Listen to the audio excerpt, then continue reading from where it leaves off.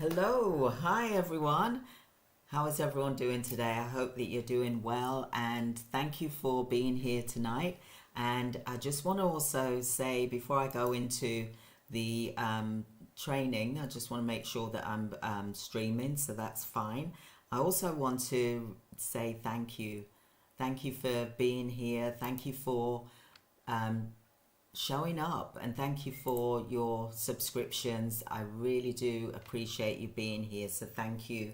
And I'm just going to go straight into the discussion about preparing to thrive in 2025, turning your challenges into opportunities for you to win, because this is important for you as small business owners to look at the opportunities that you'll be able to see ahead of time, rather than just looking and focusing on the negativity that is being shown to us on a daily basis. I want you to try and see the challenge as an opportunity for you to grow. And I think that's important for all directors, for all CEOs, to look at this option instead of looking at the negativity side that we seem to be seeing in the news and the press, for example. I try not to watch it very often, so I hope that you'll be able to get a lot from this as being a small business provider, for example. So why do you need a crisis fund in 2025? Well, 2025 is shaping up to be the year of, as you know, the industry is, there's shifts going on, there's potential recessions, and here's the reason why you need to have a fund, a crisis fund, why it is essential. Because the economic instability, for example, industries are facing disruptions, inflation is unpredictable, and supply chain issues will be persisting as well. So the crisis fund will ensure that you are prepared for financial downturns. Industry monopolies are crumbling. You know, the big companies that have got monopoly over a lot of things, you know, you're seeing that they're struggling. And for you, the small to medium-sized organization, you've got this opportunity for you to grow in this environment, in this atmosphere, for example. So you're seeing the big corporations are struggling with high overheads, and they really are struggling. They don't really have the flexibility like you do and the freedom as a small business owner. So with a crisis fund, you have the power to make calm, strategic decisions. And rather than being reactive, fear-driven choices which make bad mistakes, for example, with a crisis fund, you'll be able to have like cutting edge services, or you don't have to be, you know, having to do so much dealing with all the hard times, for example, like laying loads of staff members off. You can actually pivot and adapt. The choice is yours, you know, whether you want to, you know, do additional income streams to help pay for the staff members, or whether you want to lay staff off. That is your choice, because you have to make a good business decision. For example, every business needs to make an income from that. But you do have the competitive advantage, and that is, whilst your competitors are scrambling for survival, your financial cushion allows you to invest in growth. And you'll be able to look at acquiring new clients as well, whether that is through subcontracting. You could work with big organizations. I'm not saying not to. You can work with big organizations that are struggling, and you could do subcontracting with them, for example. but you also need to look at adapting to new technologies as well. So embrace AI, because as a small business, as a medium-sized business, you need to have that, because this is the way forward for all organizations. Whether you're small or big, you still need to implement this. So how do you calculate your monthly expenses is the next thing that I'm going to talk about. And that is by you understanding what your monthly expenses are. And the first step to building a crisis fund, and you need to think about and list the essential expenses like your fixed cost, your rent, your salaries, your insurance, your software subscriptions. Look at them and see, do you really need to be paying this out? What is it giving back to you? Is this a money generating activity, or are we not using a particular software and it's just you're wasting money every month, for example? Variable costs, supplies, marketing and equipment maintenance. Look at that as well. Then look at calculating what the average is. Look at your expenses from the past 6 months to demonstrate an average monthly expense amount. You want to look at including emergency costs.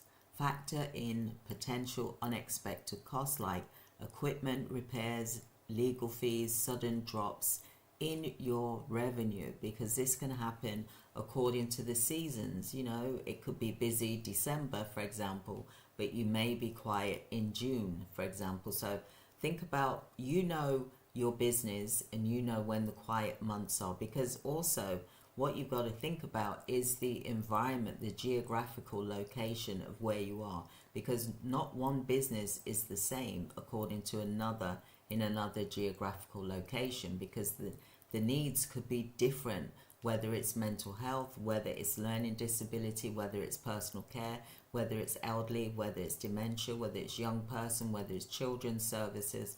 The geographical location will also dictate on the busy seasons, and you will be aware of that. If you've got that history, you'll be able to analyze the data, which you should be doing in your business, but that's another video and I'm going to go into that on another day. So factor in these things, okay, for the sudden drop in revenue, or it increases, so you can take staff on as and when needed and not for the whole duration of the year, for example. That is how we think in a smarter way now, where you're able to have your clusters of your busy times and your quiet times, but during those quiet times you've got money saved to help you with the busy times, for example. So let's say that you've got, you need to do an example of calculation. So let's say that you've got a monthly expense of your rent 1,500, your salary 3,000, I'm just talking off the top of my head here, 3,000, and your utilities is 500, and your supplies is 1,000. So your total is 6,000 per month, for example. So some of the steps that you can do to save between a period of 3 to 6 months worth of operational costs would be to build a fund that covers 3 to 6 months of operating costs, expenses. So a plan that you can think about is if you set a clear goal. If your monthly expenses are 6,000, you need to aim to save, for example, 3 months 18,000, 6 months 36,000. So if you want to just make a note of that, you can do.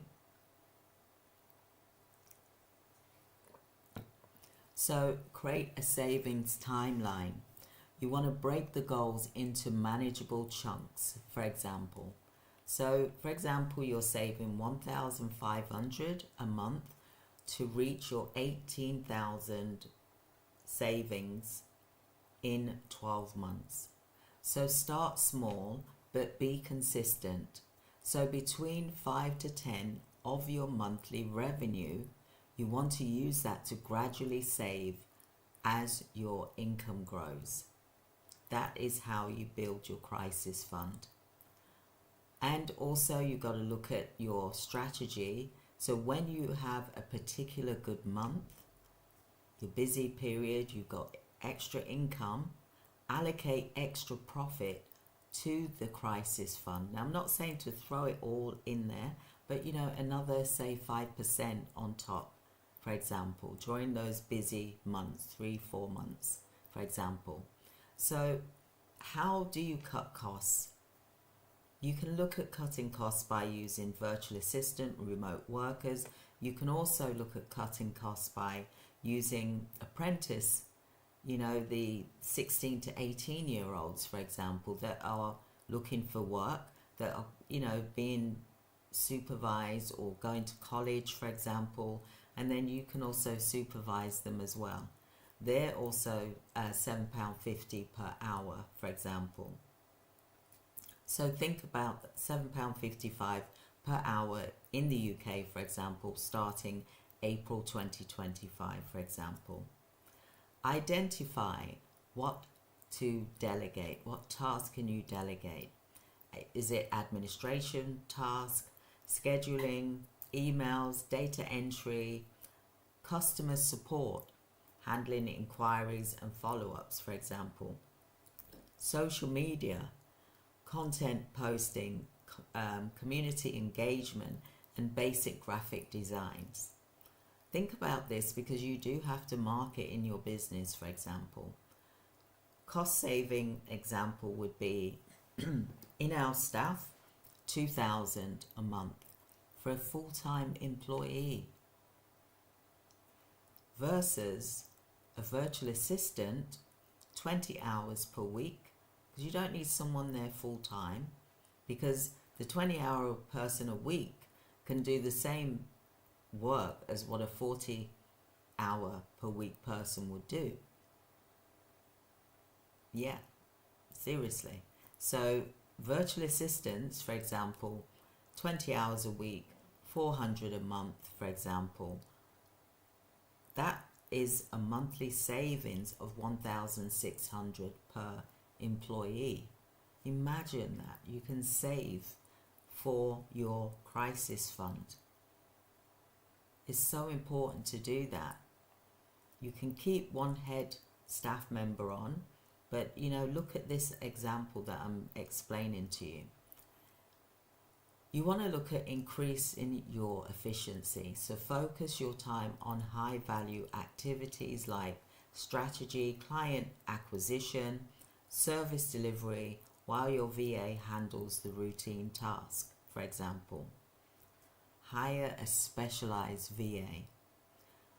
VAs are trained in healthcare administration.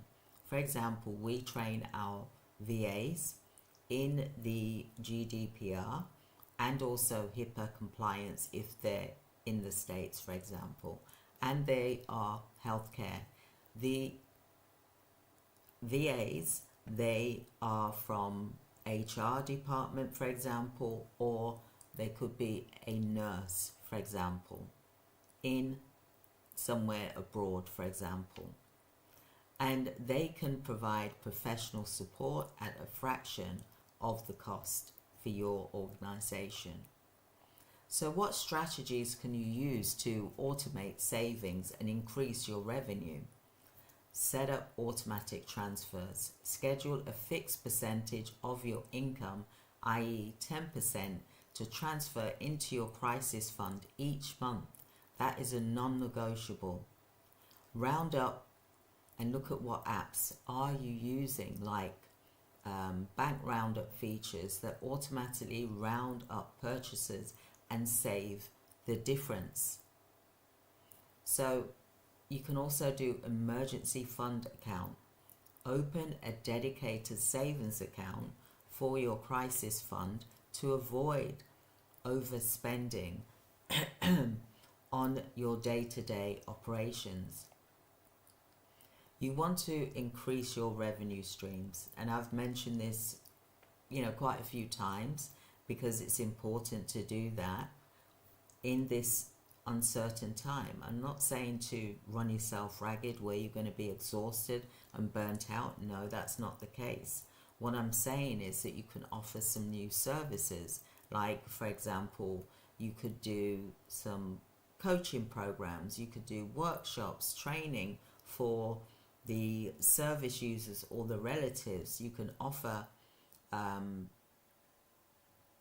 different things to the clients that use your services, like healthcare coaching. You can help them with well-being. Start thinking about what digital products can you actually do as well.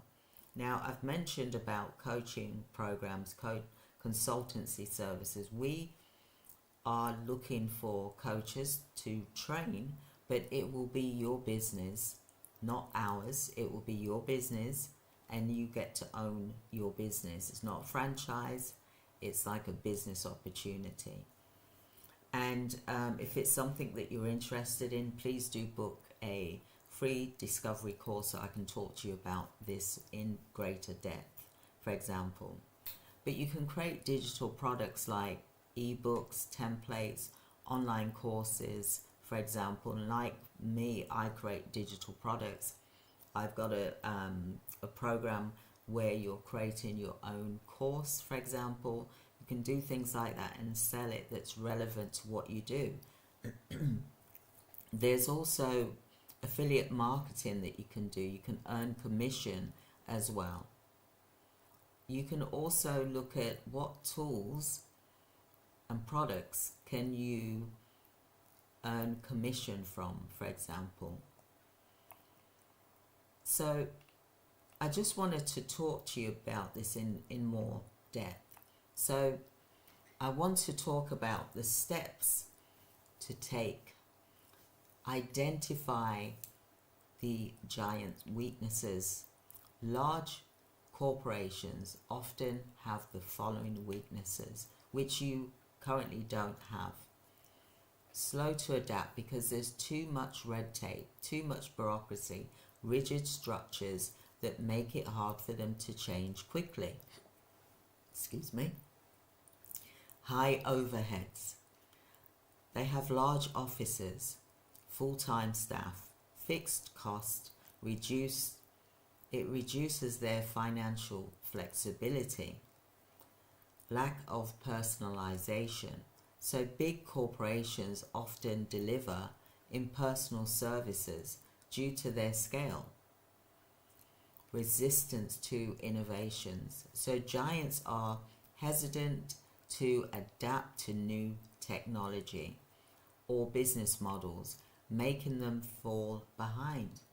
You are in the perfect spot to take this challenge right now and turn it into an opportunity for April 2025.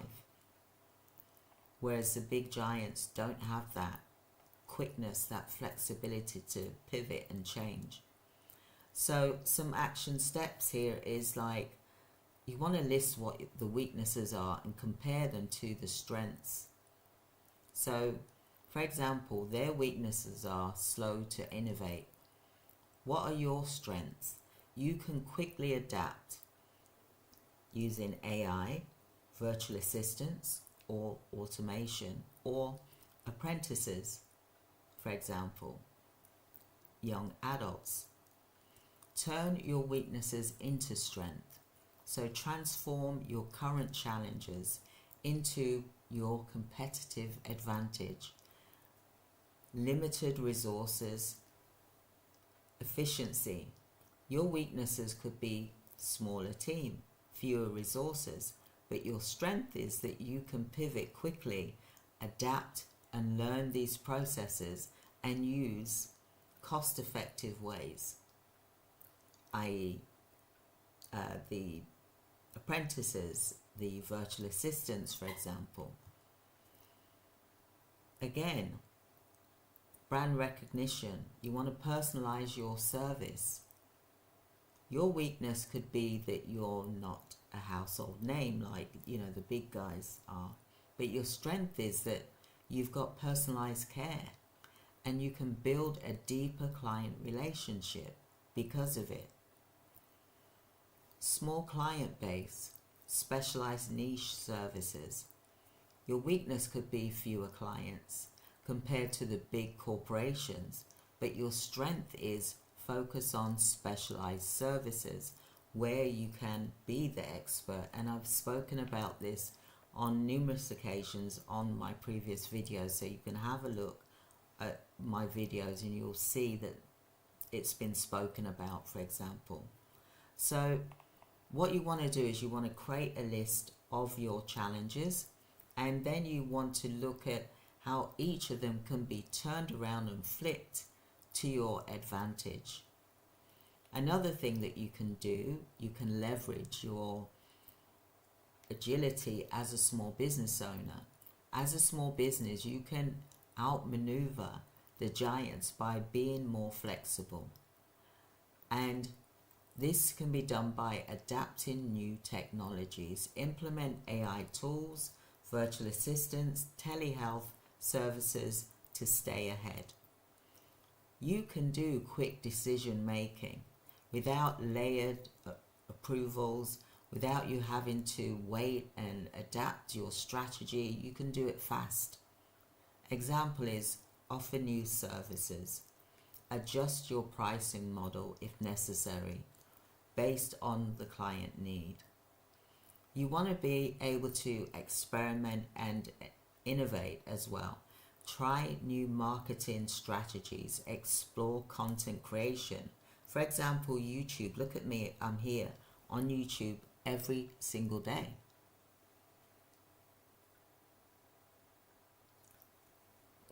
And that's because I can reach more people and it can be seen more, for example. So you can try new marketing strategies, like I said, explore content creation. YouTube is very good for that. If you want us to help you with creating a YouTube channel, I can help you do that, as well as the marketing, etc. We do cover some of this in the Business Recovery Bootcamp as well. So you want to set up a system for regularly reviewing trends and quickly implementing those changes. So what you need to do is to prepare for the economic uncertainty with a crisis-proof strategy. Build a crisis fund. You want to save 3 to 6 months of your operating expenses to withstand downturns. Automatic savings will cut costs using virtual assistants or your apprentices, for example. Approach your local community, because this is also about community as well. So see what is in your community that is cost effective, that's going to help you grow, but also help them grow as well. You want to diversify your revenue streams as well, and you want to cut inefficiencies, analyze expenses, replace high cost tasks that can be done by a virtual assistant or an automation tool. AI is amazing for this as well.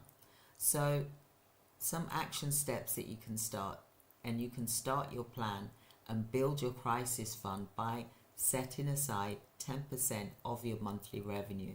Once you've figured out what you're spending out on and you've made some cutbacks, then look at putting that money into an account. So create a bank account, which is a crisis fund account that is dedicated purely for that, and 10% of your monthly revenue goes into that crisis fund as well.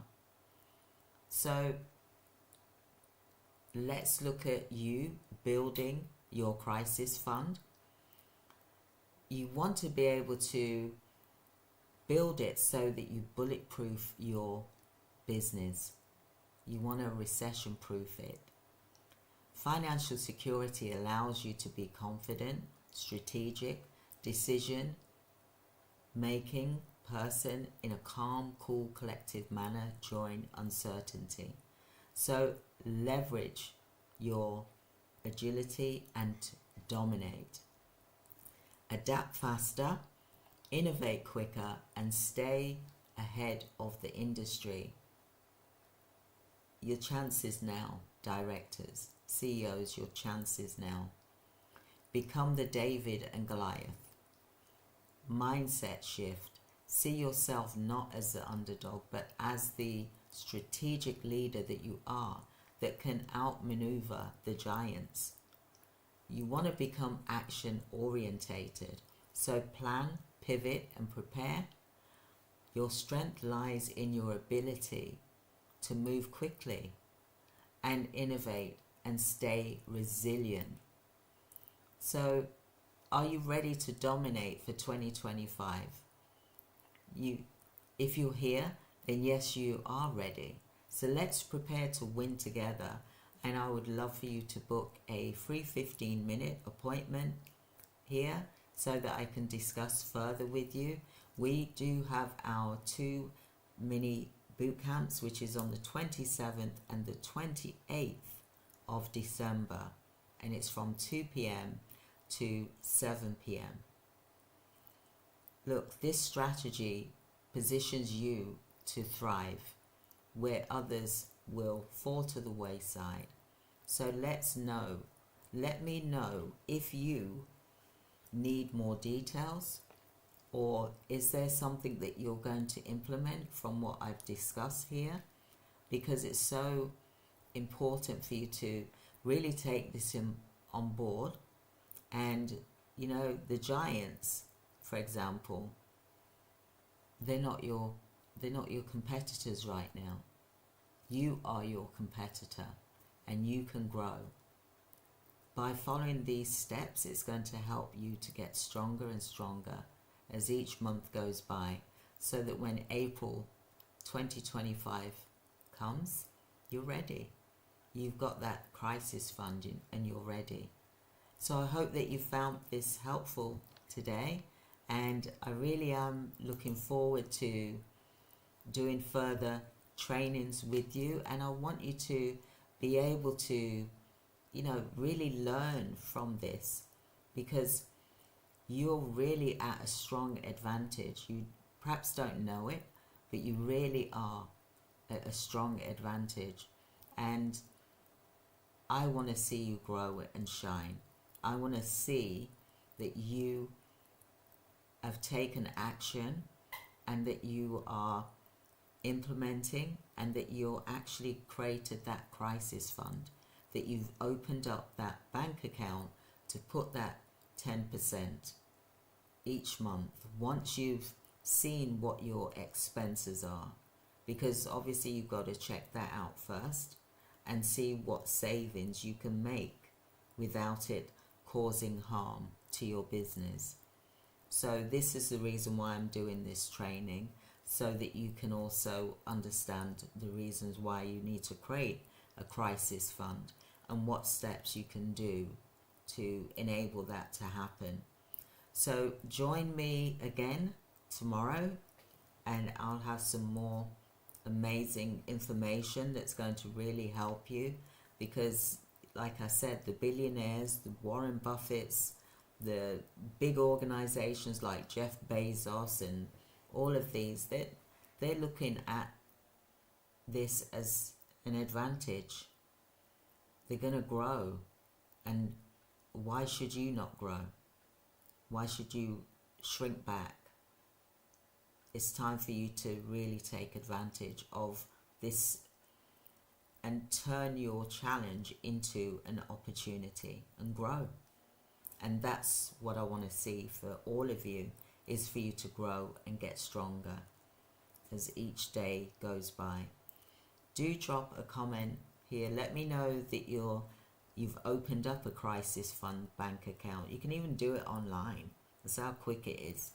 Let me know that you've done that, and let me know that you've calculated what your expenses are, because some of you don't even really know what your expenses are, what you're spending out on your business, and you need to know what that is and make that weakness your strength now.